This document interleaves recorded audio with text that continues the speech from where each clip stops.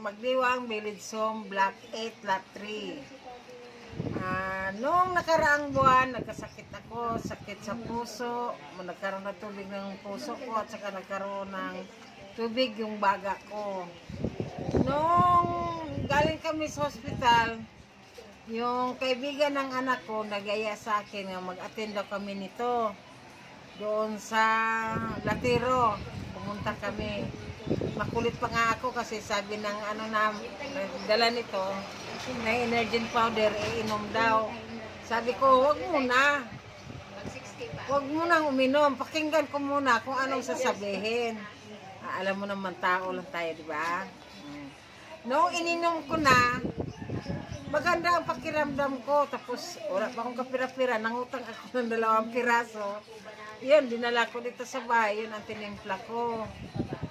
Nung na-admit ako, pag uwi ko, tuloy-tuloy pa rin inom ko.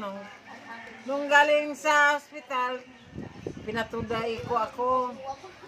Nung pagpatuday ko, pero nakainom na ko nito. Ngayon, pinaano ko na yung resulta sa tuday ko. Wala na akong sakit. Dahil dito sa gamot na itong energy powder. Maraming salamat sa Energy powder. sa amin nga si Ma'am Mercedes Cordero. Yes. Siya ang guide namin. Siya ang pinadala ng Diyos. Tapos sa lahat para makagamot sa sakit ko. Thank you po. Thank you po.